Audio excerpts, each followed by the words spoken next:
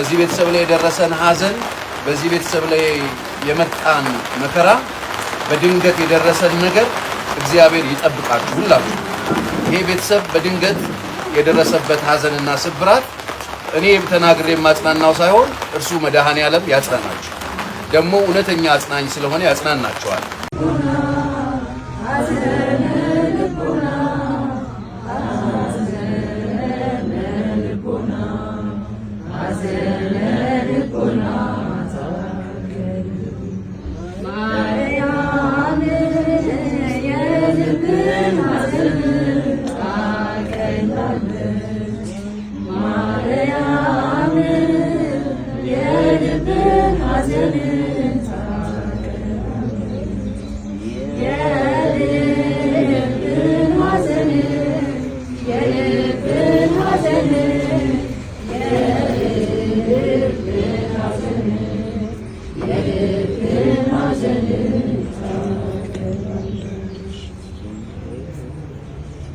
ዓርብ ዕለት አግተዋት እስከ እሑድ ለ3 ቀናት ምንም እንኳን የሚላስ የሚቀመስ ምግብ ሳይሰጧት በረሃብ ጭምር ነው የገደሏት። ከዚህም የከፋ ነገር አድርገዋታል። 3 ቀን ይችን ምስኪን ሴት በረሃብ ጭምር አሰቃይተዋታል። በስተመጨረሻም በአሰቃቂ ሁኔታ ከገደሏት በኋላ ጭምር ከቤተሰቦቿ ጋር በህይወት እንዳለች ያስመሰሉ ገንዘብ ሲደራደሩ ነበር። እሁድ ዕለት ገለዋት ሰኞ ዕለት እሷን በህይወት ለማስለቀቅ በሚል ከቤተሰቦቿ 2.5 ሚሊዮን ብር መጠየቃቸውንም ቀጥለው ነበር። ገንዘቡን የሚቀበሉላቸውንም ሰዎች ሲልኩ ነበር። ይህንን ጭካኔ የገዛ የእህቷ ጓደኛ ናት ቅዱሳን ላይ የፈጸመችው። የሞዴል ሩት እህት ቅዱሳን አገዳደል አዳዲስ ክስተቶችን ብቅ አድርጓል። የሞዴሏ ጓደኛ ከተባባሪዎቿ ጋር እህቷን ቅዱሳንን እንደገደሏት አዲስ ያልተሰማ መረጃን ከፖሊስ ገልጿል። እንዲሁም አሟሟቷ እንዴት እንደሆነ ተገልጿል። ለህዝብ የማይነገሩ አሰቃቂና ውስብስብ ጉዳዮችም አሉበት እንነግራችኋለን። በሌላ በኩል በገዛ ጓደኛዋ እህቷን ቅዱሳንን የተነጠቀችው ሚስ ኢትዮጵያ ሞዴል ሩት እህቷ ብትሞትም ለቅሶውን አቋርጣ ስራዋን ለመቀጠል ወስናለች። አሁን የእህቷን ሐዘን በልቧ ይዛ ለቀብር ያቋረጠችውን የሞዴሊንግ ውድድር ለመቀጠል ተዘጋጅታለች። ይህንን ለእህቷ ቅዱሳን በተደረገ የሻማ ማብራት ስነ ስርዓት ላይም አሳውቃለች። የውሳኔዋ ከፍተኛ መነጋገሪያ ሆኗል። ቁጣና ማበረታቻም ገጥሟታል። ፓስተር ቸሬም በሞዴሏ መኖሪያ ቤት በመገኘት ቤተሰቧን አጽናንቷል። እግዚአብሔር አለ እግዚአብሔር። በዛ በኩል ያሉ ቤተሰቦች ግን ወላጆች ግን አሳዳጊዎች ግን ልጅ አሳድገው ልጅ ገዳይ ልጅ አጥፊ የቤተሰብን የሰዎችን ልብ ሰባሪ ልጅ አሳድገዋል። እኔም ማዝነው ለነሱ እነሱ እንዴት ይጽናኑታል? እነዚህን እግዚአብሔር ያጽናናቸዋል። ምክንያቱም እግዚአብሔር የሰራትን ነፍስ ነው ያጠፉት። የልጅቷ ባለቤት ደግሞ ራሱ እግዚአብሔር ነው። ሲገሏት የምትሄደው ወደ አምላኳ እንጂ ወደ ሌላ አይደለም። ክብር ለእግዚአብሔር። ሲቀጥል ከመወለድ ቀን ደግሞ የሞት ቀን ይሻላል። እንደ ሰው ስታስቡ ከኛ መለየቷ ከቤተሰብ መለየቷ ያሳዝናል። ቅዱሳንን የገደሏት የሩት ጓደኛና ፍቅረኛዋ ለፖሊስ የነበረውን እያንዳንዱን ቅጽበት ተናዘው እንደገደሏትም አምነዋል።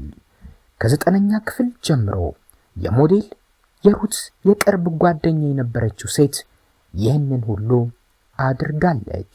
ሞዴል ሩት ከተጠርጣሪዋ ጋር በጊዜ ሂደት ጓደኝነታቸው እየጠበቀ በመምጣቱ እንደ ቤተሰብ በመቀራረብ ጭምር ይተዋወቁና ይጠያየቁም ነበር።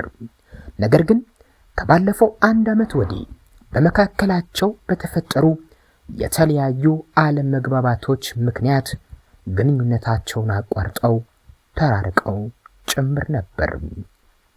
ዕለተ ዓርብ ሐምሌ 10 2018 ዓ.ም የሩት የቀድሞ ጓደኛ ማንነቷን ደብቃ እሷ እንደሆነች ሳትናገር በሌላ ሰው ስም በመጠቀም ለሞዴል ሩት እህት ለቅዱሳን ደወለች።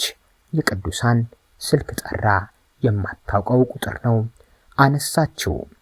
ደዋዩዋ 2 ወር ያለፈውን የሩትን ልደት ሰርፕራይዝ ለማድረግ እንዳሰበችና ሟች ቅዱሳን የምትሸጣቸውን ጌጣጌጦች መግዛት እንደምትፈልግ ገልጻ ቀጠረቻት።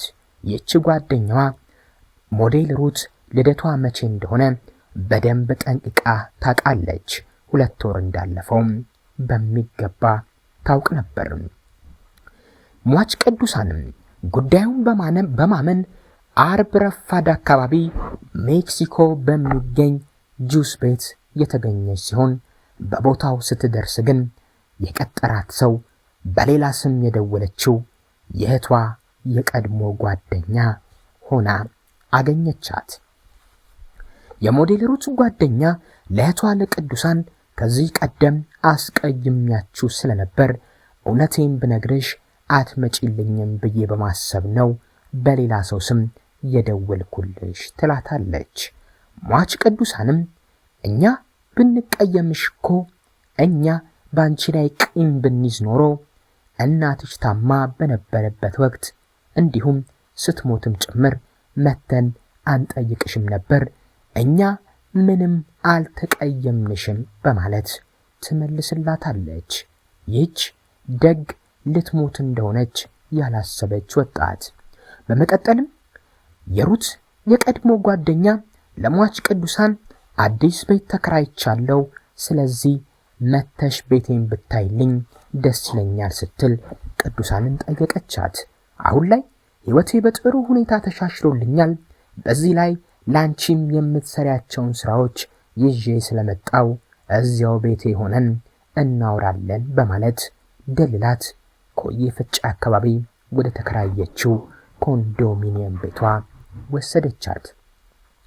ቅዱሳን ከታገተችበት አርብ ሐምሌ 10 2018 ዓ.ም ጀምሮ እንደ ሞተች እስከታመነበት እሁድ ሐምሌ 12 2018 ዓ.ም ድረስ ምግብ እንዳልሰጧትም ለ3 ቀናት በረሃብ አሰቃይተው ቅዱሳን ላይ ግድያ ከፈጸሙባት በኋላ ለቤተሰቦቿ ደውለው ገንዘብም እየጠየቁ ነበር። እሁድ ዕለት ገድለዋት ሰኞ ዕለት እሷን በሕይወት ለማስለቀቅ በሚል ከቤተሰቧ ጋር ገንዘብ መጠየቃቸውን ቀጥለው ነበር።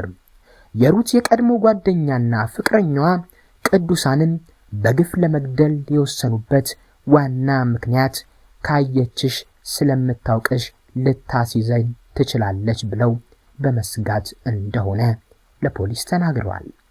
ፖሊስ ቅዱሳንን የገደሉበት ሁኔታ እጅግ አሰቃቂ፣ ከሰውኛ ባህሪ የወጣ ኢሰብአዊ ድርጊት የተሞላበት፣ ለሕዝብና ለሚዲያ እንኳን እንዲህ ነው ብሎ ለመናገር የሚከብድ አሰቃቂ ነው ሲል ገልጾታል። ለ3 ቀናት ምግብ እንኳን ሳይሰጧት መቆየታቸው ሳያንስ አገዳደላቸው የጭካኔ ሆኖ ሳለ ከገደላት በኋላም አስክሬኗን ሌላ ቤት ወስደው ደብቀው ምንም ጸጸት ሳይሰማቸው በሕይወት እንዳለች አስመስለው በንጋታው ከቤተሰቦቿ ጋር ገንዘብ መደራደራቸው ምን ያህል የጭካኔያቸውን ጥግ የሚያሳይ ነው። ከዚህ ግድያ ጋር በተያያዘ የሩት የቀድሞ የቅርብ ጓደኛን ጨምሮ 10 ተጠርጣሪዎችም በፖሊስ ቁጥጥር ስር ውለዋል። ሞዴል ሩት በገዛ ጓደኛዋ ታግታ በአሰቃቂ ሁኔታ የተገደለችው እህቷ ቅዱሳን በዲዛይኒንጉ ትልቅ ደረጃ ደርሳ ሞዴል እህቷን ልብስ ሰርቶ የማልበስ ህልም ቢኖራትም ጠላቷ የእህቷ ጓደኛ ህልሟን ባጭሩ አስቀርታባታለች። ምንም ቢሆን ግን ሟች እህቷ ቅዱሳን እህቷ ሞዴል ሩት በፋሽኑ ዘርፍ ትልቅ ደረጃ እንድትደርስ ስለምትፈልግ የዘወትር ምኞቷም እሱ ስለሆነ በሕይወት እያለችም እህቷ ትልቅ ደረጃ እንድትደርስ አብስታ ስለምትመኝ የእህቷን ምኞትና ፍላጎት ለማሳካት ሞዴል ሩት በዚህ ሐዘን ሰዓት ቤተሰቦቿን ተለይታ ወደ ውድድሩ ለማቅናት ውሳኔ ላይ ደርሳለች። ፓስተር ቸሬም በሟች ቤተሰቦች መኖሪያ ቤት ተገኝቶ አጽናንቷል። እኔ ማዝነው ለገዳይ ቤተሰቦች ነው ያለው ፓስተር ቸሬ እግዚአብሔር አለ። በዚያ በኩል ያሉት ቤተሰቦች ወላጆች ግን ልጅ አሳድገው ልጅ ገዳይ፣ ልጅ አጥፊ፣ የቤተሰብን የሰዎችን ልብ ሰባሪ ልጅ አሳድገዋል። እኔም ማዝነው ለነሱ ነው። እነሱ እንዴት ይጽናኑታል? ልጃቸው የሞተችባቸውን እግዚአብሔር ያጽናናቸዋል። ምክንያቱም የእግዚአብሔር የሰራትን ነፍስ ነው ያጠፉት። የልጅቷ ባለቤት እግዚአብሔር ነው፣ የምትሄደውም ወደሱ ነው። ከመወለድ ቀን ደግሞ የሞት ቀን ይሻላል በማለት በቤተሰቦቿ ቤት በመገኘት በእህቷ ሞዴል ሩታ ፊት ቤተሰቧን አጽናንቷል። የሻማ የጧፍ ማብራት ስነ ስርዓትም በቤተሰቦቿ ቤት ተካሂዷል።